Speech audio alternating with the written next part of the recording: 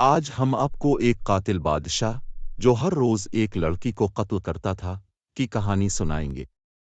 دیکھیں گے کہ اس کے قاتل بننے کی وجہ کیا تھی۔ بہت قدیم زمانے میں ساسان کے بادشاہوں میں سے ایک بادشاہ ہند اور چین کے جزائر پر حکمرانی کرتا تھا۔ اس کے دو بیٹے تھے، بڑے کا نام شہریار اور چھوٹے کا نام شاہ زمان تھا۔ دونوں بہادر اور عادل حکمران تھے۔ لوگ بادشاہ کے بڑے بیٹے کو بہت چاہتے تھے۔ اس کا نام بادشاہ شہریار تھا۔ چھوٹے بیٹے کو بادشاہ شاہ زمان کہا جاتا تھا اور وہ سمرقند پر حکمرانی کرتا تھا اور رعایا کے درمیان عدل و انصاف قائم کرتا تھا۔ کئی سالوں تک خوشی سے حکومت کرنے کے بعد بڑے بادشاہ شہریار کو اپنے چھوٹے بھائی سے ملنے کی شدید خواہش ہوئی۔ بادشاہ شہریار نے اپنی بیوی کو الوداع کیا اور سفر پر نکل گیا۔ محل سے نکلنے کے بعد بادشاہ نے جنگل کے راستے اپنے بھائی کے پاس جانے کا فیصلہ کیا، لیکن کچھ دور جانے کے بعد اسے خیال آیا کہ میں تو تحفے محل میں ہی بھول آیا ہوں۔ چنانچہ وہ واپس مڑا اور محل میں داخل ہوا۔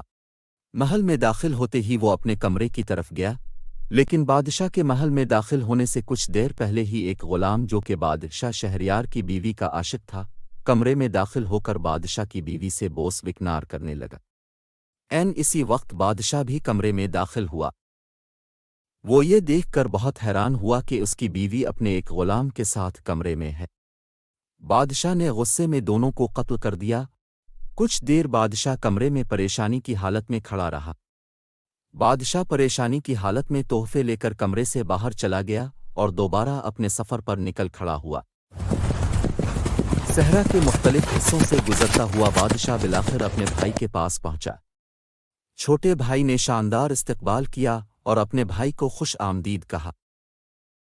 وہ اپنے غم کو چھپاتے ہوئے بھائی کے پاس جاتا ہے، وہاں بھی پریشان اور سوچوں میں گم رہتا ہے۔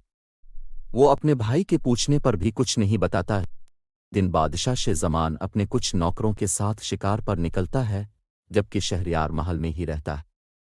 کچھ گھنٹوں بعد جب بادشاہ شہریار کھڑکی سے باہر کی طرف دیکھ رہا ہوتا ہے تو اچانک ایک منظر دیکھ کر چونک جاتا ہے۔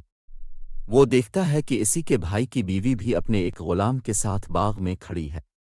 وہ سارا معاملہ اپنے چھوٹے بھائی کے آنے پر اسے بتاتا ہے اور ساتھ ہی جو اس کے ساتھ ہوا تھا وہ بھی بتا دیتا ہے۔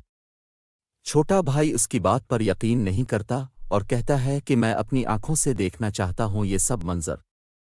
اس لیے وہ شکار پر جانے کا بہانہ بنا کر محل میں ہی چھپ جاتے ہیں اور اپنے سپاہیوں کو اکیلے ہی بھیج دیتے ہیں۔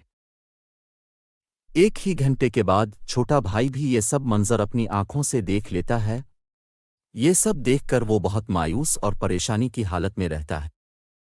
بادشاہ شاہ زمان پر گویا قیامت ٹوٹ پڑی ہو۔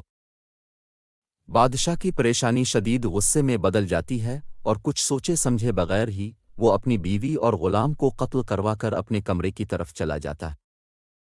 دونوں بھائی پریشان اور اپنی اپنی سوچ میں مگن تھے کہ انہیں باقی کی زندگی کیسے گزارنی چاہیے۔ جب دل کو قرار نہ آیا تو دونوں بھائیوں نے فیصلہ کیا کہ وہ اپنی رعایا اور سلطنت چھوڑ کر جنگلوں میں باقی کی زندگی گزار دیں۔ اس لیے دونوں بھائی چپکے سے رات کے وقت محل چھوڑ کر جنگل کی طرف نکل گئے۔ جنگل میں ندی کے کنارے انہیں ایک جھونپڑی دکھائی دی۔ جھونپڑی کے قریب آ کر ان کی نظر ایک بزرگ پر پڑی جو بظاہر بہت نیک دکھائی دے رہا تھا۔ انہوں نے آرام کی غرض سے وہاں کچھ دیر رکنے کا فیصلہ کیا۔ بزرگ انہیں دیکھ کر حیران ہوا اور پھر انہیں لے کر اپنی جھونپڑی میں چل دیا۔ دونوں کو پریشانی کے عالم میں دیکھ کر بزرگ نے ان سے وجہ پوچھی، لیکن دونوں نے کچھ نہ بتایا۔ بزرگ کے اصرار پر دونوں بادشاہ اپنی اب بیتی سنانے لگے اور اپنے ساتھ جو کچھ ہوا سارا ماجرا تفصیل سے بتایا۔ کچھ دیر خیمے میں خاموشی چھائی رہی۔ بزرگ دونوں سے مخاطب ہوا اور کہنے لگا، جلد بازی کا فیصلہ ہمیشہ غلط ہی ہوتا ہے، چاہے وہ کوئی اچھا انسان ہی کیوں نہ لے۔ اپنی بات کو طول دیتے ہوئے بولا کہ تم دونوں کو اپنی سلطنت میں واپس لوٹ جانا چاہیے، کیونکہ حالات کا سامنا کرنا ہی اصل بہادری ہے۔ بزرگ کی بات سن کر دونوں بھائیوں نے طے کیا کہ وہ اپنی سلطنت میں لوٹ جائیں گے اور درویش کی نصیحت کے مطابق باقی کی زندگی گزاریں گے۔ دونوں بھائی ایک دوسرے کو الوداع کرتے ہوئے اپنے اپنے راستے پر روانہ ہو گئے۔ बादशाह शहरयार वक्त के साथ साथ अपनी जिंदगी में मगन हो गया, जबकि बादशाह शाह जमान हर वक्त गुस्से और गम में रहता। इसकी ये हालत देखकर उसके वजीर ने मशवरा दिया कि उसे हर रोज़ एक कनवारी लड़की से शादी करनी चाहिए और सुबह इसे कत्ल कर देना चाहिए। बादशाह ने ऐसा ही किया। दिन गुजरते गए और बादशाह का ये जालिमाना रवैया 3 साल तक जारी रहा, यहाँ तक कि पूरी सल्तनत में एक भी कनवारी लड़की ना बची। बादशाह वजीर को हुक्म करता है कि कनवारी लड़की तलाश करके ला। जब कोई लड़की नहीं मिलती तो वजीर परेशानी के आलम में अपने घर चला जाता है। वजीर की 2 बेटियां होती हैं। बड़ी बेटी का नाम शहरजाद और छोटी का नाम दुनियाजाद होता है। शहरजाद बहुत अक्लमंद और खूबसूरत होती है। जब वो अपने वालिद को परेशान देखती है तो उनसे वजह पूछती है। वजीर सारा किस्सा शहरजाद को सुनाता है। शहरजाद ने कहा कि मैं भी मुद्दत से बादशाह से निकाह की इज़्ज़तमंद हूँ।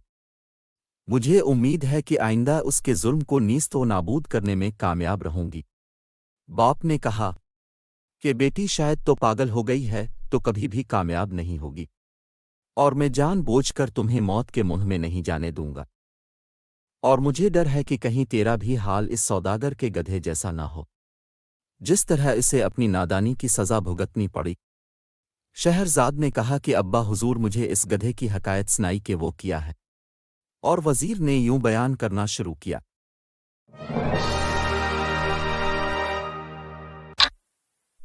आज की कहानी का टाइम यहाँ ख़त्म होता है। किसी और दिन हम यहीं से आगे कहानी सुनेंगे और जानेंगे कि किस तरह शहरजाद बादशाह के जुल्म का खात्मा करती है, और वजीर की दिलचस्प हकायत भी जानेंगे जो वो शहरजाद को सुनाने वाला है। इस तरह की दिलचस्प कहानियों के लिए हमारा चैनल सब्सक्राइब कर लें।